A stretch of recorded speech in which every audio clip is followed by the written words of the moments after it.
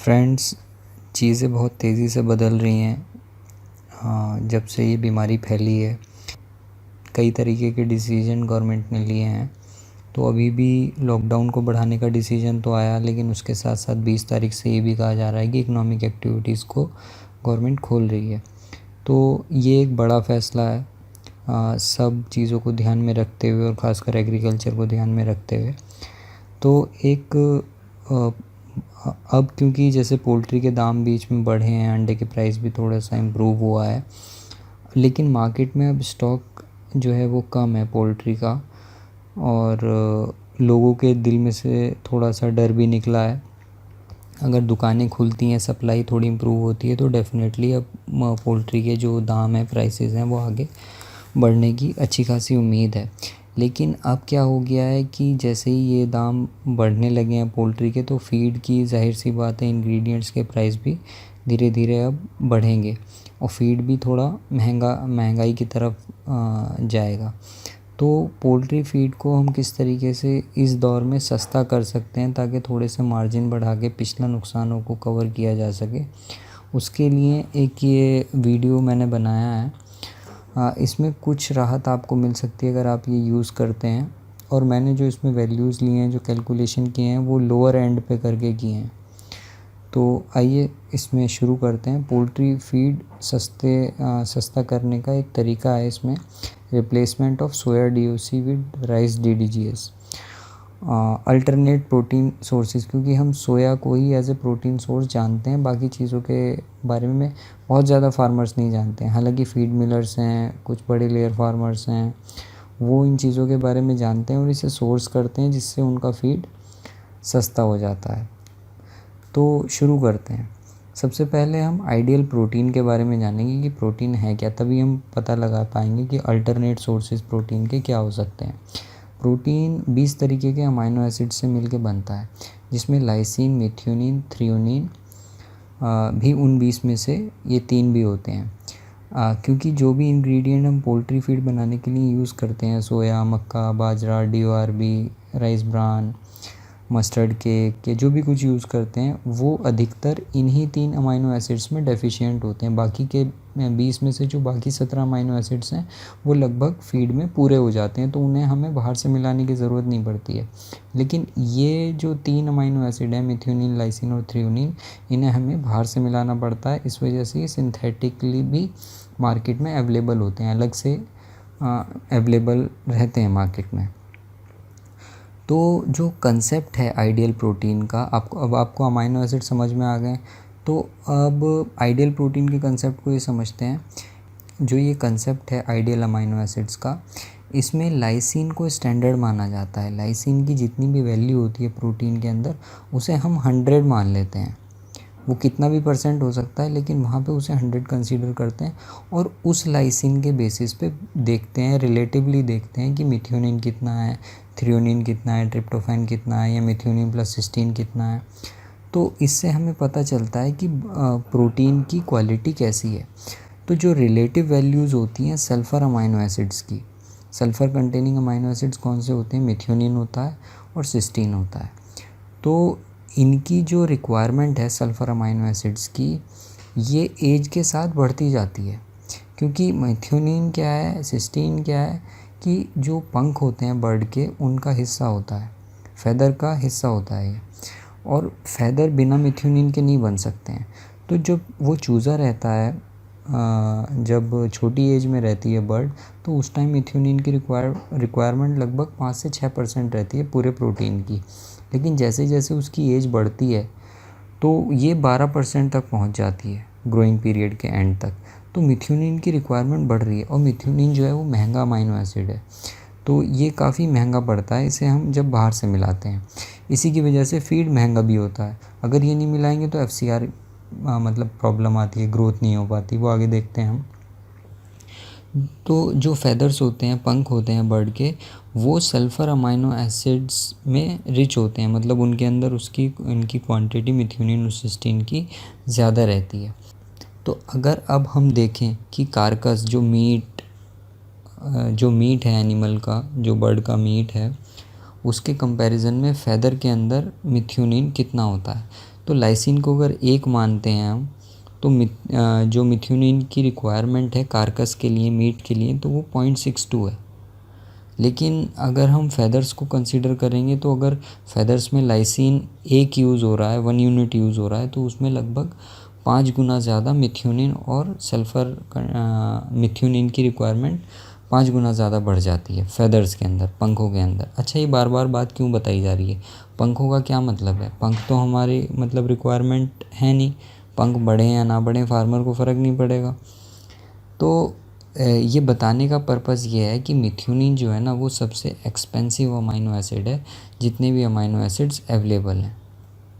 अब आप ये वाला चार्ट देखिए, जब हम डाइटरी मिथ्योनिन एनिमल को देते हैं ना, तो सबसे पहले वो जाकर फेदर्स की रिक्वायरमेंट को पूरी करता है। जब फेदर्स की रिक्वायरमेंट पूरी हो जाती है उसकी, वो बढ़ जाते हैं, पूरे ग्रो हो जाते हैं, उसमें से जो मिथ्योनिन बचता है फिर वो वेट गेन के लिए यूज़ होता है, मतलब मसल ग्रोथ के लिए। उसके बाद भी जो बचता है फिर वो ब्रेस्ट मीट ईल्ड बढ़ाने के लिए, मतलब जो उसका छाती का मांस होता है जिसकी वजह से मतलब दाम अच्छे मिलते हैं मुर्गे के कंज्यूमर को, जो रिक्वायरमेंट रहती है, फिर मिथ्योनिन उसके लिए यूज़ होता है और एफसीआर को मतलब इम्प्रूव करता है, और लास्ट में ये फ़ैट कंटेंट के लिए यूज़ होता है। अगर हम कम डाइटरी मिथ्योनिन देते हैं तो फैदर ग्रो नहीं हो पाएंगे, मतलब तो फैदर ग्रो हो या ना हो, लेकिन जब फैदर ही ग्रो नहीं होंगे तो वो जो बाकी का मिथ्योनिन है वो वेट गेन के लिए नहीं जाएगा और आपके बर्ड की ग्रोथ नहीं होगी। जब ग्रोथ नहीं होगी तो ब्रेस्ट मीट यील्ड भी नहीं आएगी, एफसीआर भी बहुत ऊपर चला जाएगा, तो अल्टीमेटली फ़ैट कंटेंट जो है वो भी नहीं बन पाएगा। तो होता क्या है कि बर्ड ग्रो नहीं करेगा अगर मिथ्योनिन नहीं दिया जाएगा। अब अमाइनो एसिड की रिक्वायरमेंट देखते हैं। मैंने बताया था कि लाइसिन से कंपेयर करते हैं हम, एज़ कंपेयर टू लाइसिन। अब अमाइनो एसिड दिया गया है ये वाली टेबल में और उसकी एज दी गई है। अगर 0 से 14 डे की एज तक हम देखें, जब हम प्री स्टार्टर वगैरह खिलाते हैं, तो जो लाइसिन की ये ब्रॉयलर के लिए टेबल है, लेयर में भी ऐसे ही चलता है, तो इसकी जो रिक्वायरमेंट है वो लाइसिन की 100 है, और 15 से 35 दिन तक और 35 डे से प्लस, तो लाइसिन की रिक्वायरमेंट रहती है 100+। तो लाइसिन की जो रिक्वायरमेंट है उसे हमने 100 माना है, तो मिथ्योनिन सिस्टीन की जो रिक्वायरमेंट है वो बढ़ती चली जाती है। पहले 74 रहती है, फिर 78, फिर 82। तो इसी तरीके से मिथ्योनिन की रिक्वायरमेंट भी बढ़ती है, थ्रेओनिन की रिक्वायरमेंट भी बढ़ती है, लेकिन थ्रेओनिन इतने ज़्यादा उसकी रिक्वायरमेंट नहीं बढ़ती है जितनी मिथ्योनिन प्लस सिस्टीन की बढ़ती है। तो ये एक इम्पॉर्टेंट मेथड होता है, एक थंब रूल है, जिसमें ये देखते हैं कि मिथ्योनिन और अपॉन मिथ्योनिन प्लस सिस्टीन का जो रेशो है वो 55% या उससे ऊपर होना चाहिए। अगर आप यहाँ पे इसको कैलकुलेट करेंगे, 41/74, 43/78, 45/82 यहाँ पर लिखा है ये, तो इसे देखेंगे तो ये 55% आएगा। तो आइडियल ग्रोथ, बढ़िया ग्रोथ बर्ड की सबसे ऑप्टिमाइज रेट में वो तब होती है जब मिथ्योनिन और मिथ्योनिन प्लस सिस्टीन का रेशियो 55% या उससे अबव रहता है। अच्छा, जो हम इंग्रेडिएंट उसमें मिलाते हैं उसमें ये 55% से नीचे आता है रेशो, इस वजह से हमें सिंथेटिक मिथ्योनिन बाहर से मिलाना पड़ता है। अगर हमारे इंग्रेडिएंट्स में ऑलरेडी ये 55% अगर हो तो हमें मिथ्योनिन बाहर से कम मिलाना पड़ेगा, और जो ग्रोथ होगी बर्ड की वो बहुत ऑप्टिमम होगी, बहुत बढ़िया आएगी। तो यहाँ पर ये दिया भी गया है कि मेल ब्रॉयलर्स कुछ ऑटो सेक्सिंग हो जाती है, तो जो मेल ब्रॉयलर होते हैं उनमें ग्रोथ रेट ज़्यादा रहता है, तो उनके अंदर ये चीज़ और भी ज़्यादा देखने को आती है। मतलब अगर हाई ग्रोइंग बर्ड होगा तो ये वाला जो रेशो है ना ये और इम्पॉर्टेंट हो जाएगा उसकी ग्रोथ के लिए। अब सिंथेटिक अमाइनो एसिड्स का इंक्लूजन देखते हैं। तो जो पार्ट होता है मिथ्योनिन का जो बर्ड इंजेस्ट करती हैं, उसी से अंदर जाके सिस्टीन बनता है। तो सिस्टीन हमें बाहर से देने की ज़रूरत नहीं है, उसकी रिक्वायरमेंट तो मिथ्योनिन प्लस सिस्टीन की है, लेकिन आपको सिर्फ मिथ्योनिन देना है, सिस्टीन देने की ज़रूरत नहीं है, क्योंकि अंदर जाके मिथ्योनिन सिस्टीन में अपने आप कन्वर्ट हो जाएगा जितनी ज़रूरत होगी। तो जो फार्मूले बनाए जाते हैं वो ज़्यादा अच्छे तब बनते हैं जब मिथ्योनिन और सिस्टीन दोनों की रिक्वायरमेंट को हम कंसीडर करके फार्मूले में स्टैंडर्डाइज करते हैं। अगर हम मीट मील या बोन मील या slaughter house by products use करते हैं तो उसमें मिथ्योनिन और मिथ्योनिन प्लस सिस्टीन का जो रेशो होता है ना वो 55% होता है। तो उन वाले केसेस में हमें बाहर से मिथ्योनिन मिलाने की ज़रूरत नहीं पड़ती है। तो बिना मिथ्योनिन के दाना सस्ता भी बनता है और उसकी ग्रोथ भी अच्छी आती है। लेकिन अगर हम वेजिटेबल सोर्स लेते हैं, जैसे हम मक्का और सोया बेस्ड जो दाना बनाते हैं जिसमें सोया डीओसी यूज़ करते हैं, इसमें ये रेशो जो होता है मिथ्योनिन और मिथ्योनिन प्लस सिस्टीन का, ये सिर्फ 47% होता है। तो इसके लिए हमें एक्स्ट्रा मिथ्योनिन मिलाना पड़ता है, जिससे दाना थोड़ा सा महंगा हो जाता है। अगर सोया डीओसी महंगा हो तो और भी महंगा पड़ेगा वो। तो अगर हम इन चीज़ों का मतलब इनकी अकाउंटिंग करें कंपोजिशन का, रॉ मटेरियल का, तो सल्फ़र अमाइनो एसिड्स जो हैं मिथ्योनिन और सिस्टीन तो क्योंकि मिथ्योनिन से बन जाता है, तो जो major first limiting amino acids हैं जो पोल्ट्री की ग्रोथ को रोक देगा अगर नहीं अवेलेबल होगा, तो वो मिथ्योनिन होता है। तो मिथ्योनिन और लाइसिन का रेशो एज के साथ साथ बढ़ता रहता है। लाइसिन की रिक्वायरमेंट कम होती है और सल्फ़र अमाइनो एसिड मतलब मिथ्योनिन की रिक्वायरमेंट बढ़ती है, क्योंकि फेदर ग्रोथ मतलब बढ़ती चली जाती है और जैसे जैसे बर्ड ग्रो होता है तो पंखों की ग्रोथ बढ़ती है। तो अगर डेफिशिएंसी होती है सल्फ़र अमाइनो एसिड्स की या मिथ्योनिन की, तो ब्रेस्ट मीट यील्ड जो है वो कम होती है, FCR बढ़ जाता है और जो फैट का कंटेंट है ना बॉडी के अंदर वो भी बढ़ने लगता है, क्योंकि एनर्जी बेसिकली ग्लूकोज में कन्वर्ट होती है। ग्लूकोज फिर फैट बनाने लगता है अंदर अगर प्रोटीन अवेलेबल नहीं है तो ये बात मैं बता चुका हूँ आपको पहले कि फैदर ग्रोथ जो होती है उसको प्रायोरिटी दी जाती है बॉडी के अंदर। तो जब फैदर ग्रोथ हो जाएगी उसके बाद वो फिर वेट गेन में डाइवर्ट होगा मिथ्योनिन। तो लाइसिन, अब यहाँ पे लाइसिन की हम बात शुरू करते हैं। लाइसिन जो है, जैसे methionine first limiting amino acids है, तो दूसरी नंबर पर जो इम्पोर्टेंट अमाइनो एसिड होता है वो होता है लाइसिन। और इसकी रिक्वायरमेंट भी हमें पता है, वेल नोन रिक्वायरमेंट्स हैं इसकी, कितना ये चाहिए होता है। तो लाइसिन की रिक्वायरमेंट बॉडी जैसे जैसे बढ़ती है, प्रोडक्शन बढ़ता है, एज बढ़ती है, तो लाइसिन की रिक्वायरमेंट कम होती जाती है, क्योंकि लाइसिन की ज़्यादा रिक्वायरमेंट नहीं होती फैदर ग्रोथ में पंखों के लिए।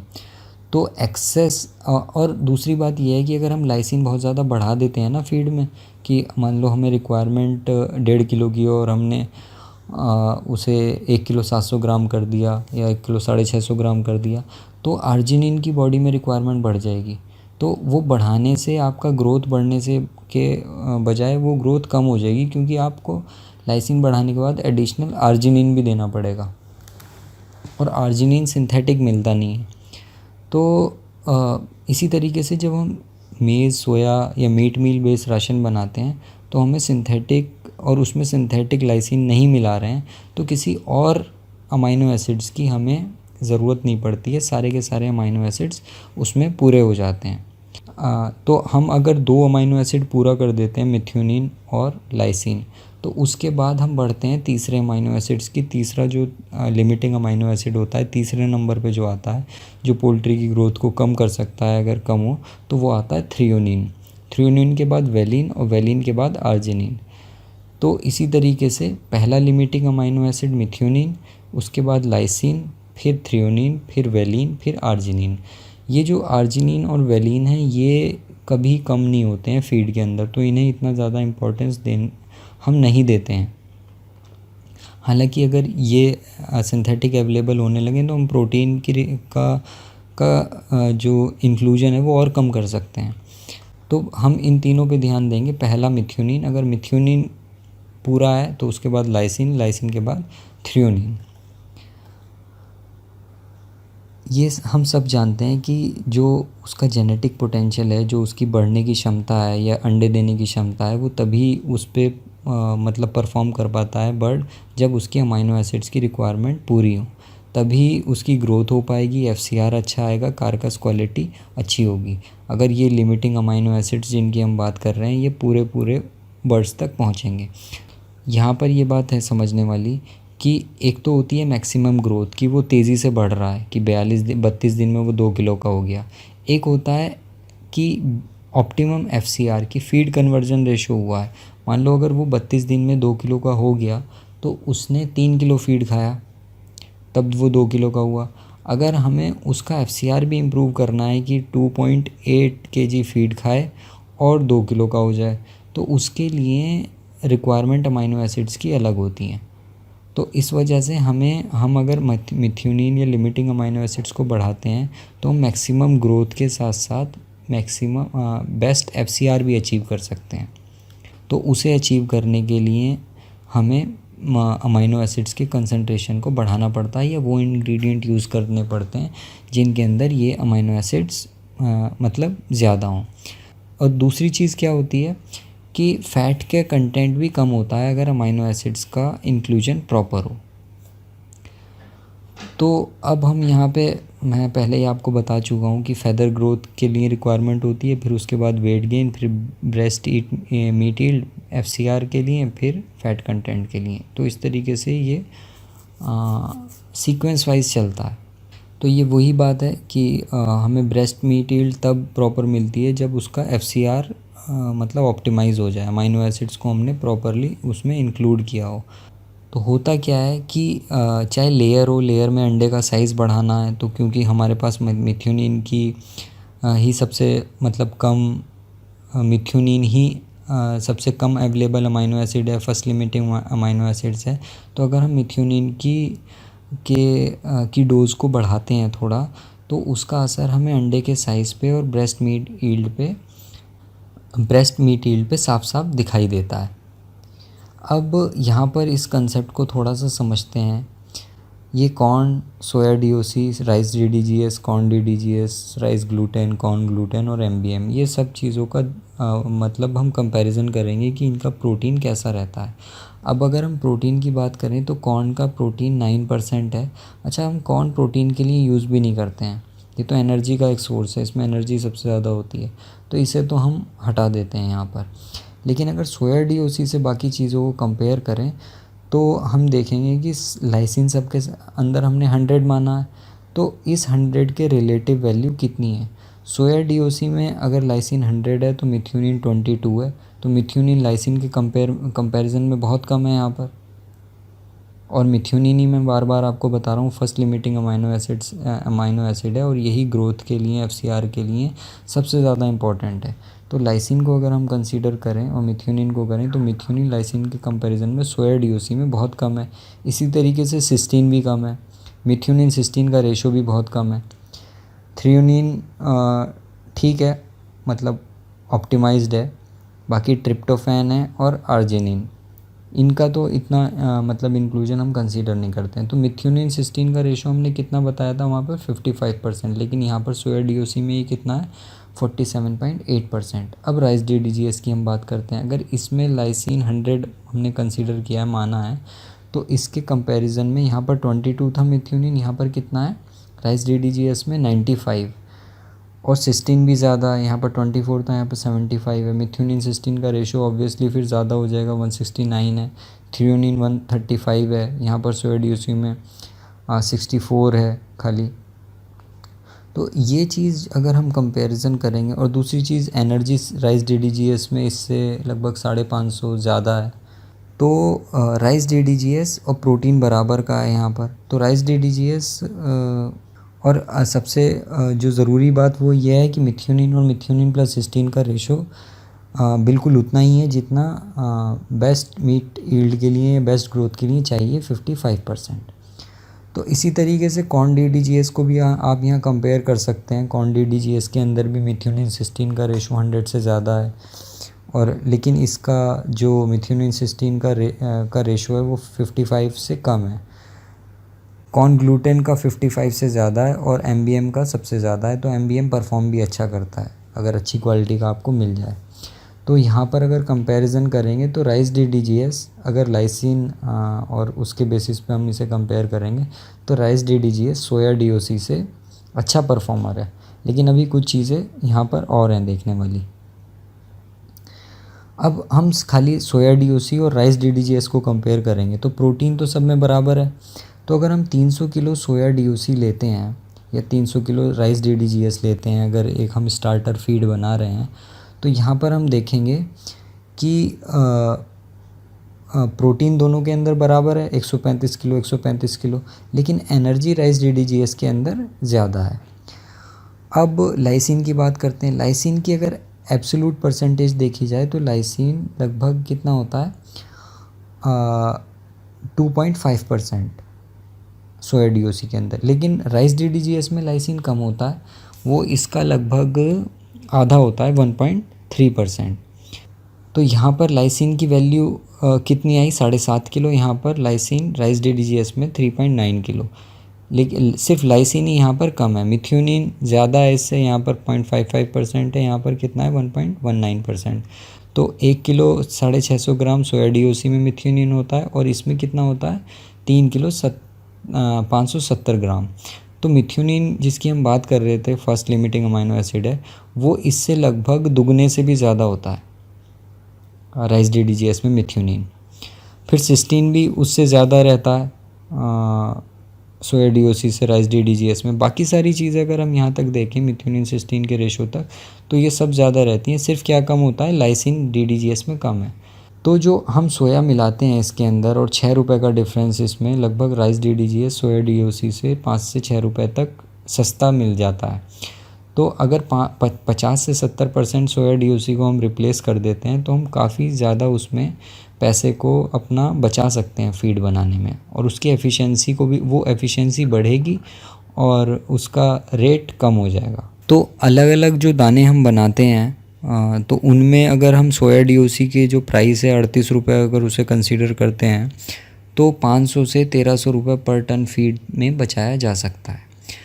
अब अगर सोया DOC का कंपैरिजन राइस ग्लूटेन के साथ अगर हम यहाँ पे करेंगे तो राइस ग्लूटेन में लगभग बराबर 100 किलो कैलोरी एनर्जी का डिफरेंस रहता है। लाइसिन यहाँ पर राइस ग्लूटेन में कम है कंपैरेटिवली। तो अगर हम प्रोटीन के बेसिस पे कंपेयर करेंगे तो 40 किलो ग्लूटेन को कंपेयर करने के लिए हमें लगभग 53 किलो सोया की रिक्वायरमेंट होगी। मतलब 53 किलो सोया का protein 40 kilo rice gluten protein के बराबर होगा।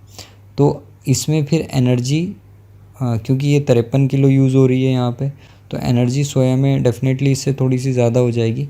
लाइसिन कम होगा ग्लूटेन में, बाकी सारी चीज़ें methionine cystine, methionine plus cystine और वो रेशो सब सोया DOC से ज़्यादा होंगे।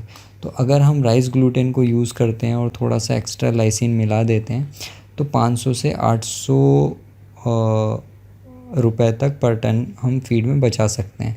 तो rice gluten plus rice DDGS plus soya, अगर ये मिला के फार्मूला बनाते हैं हम या यूज़ करते हैं तो प्राइसेस को काफ़ी घटाया जा सकता है। मतलब 1-1.25 रुपये का डिफरेंस पर केजी पे आपको मिल जाएगा।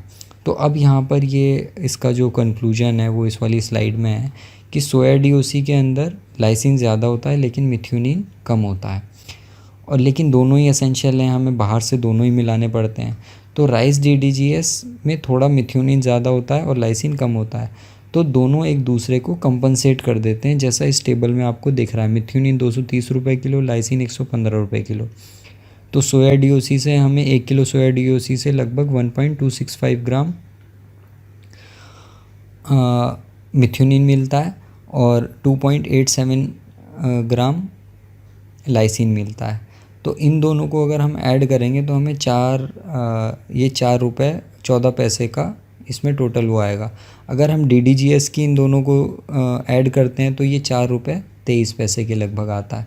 तो लाइसिन और मिथ्योनिन की जो वैल्यू है जो हम मिला रहे हैं, मिथ्योनिन कम हो जाएगा, लाइसिन ज़्यादा मिलाना पड़ेगा, तो वो तो आपस में कंपनसेट हो जाएंगी, ठीक है। लेकिन जो 5 रुपये का डिफरेंस, 5 या 6 रुपये का उसका वैल्यू का डिफरेंस आएगा, उससे आपका फीड सस्ता हो जाएगा।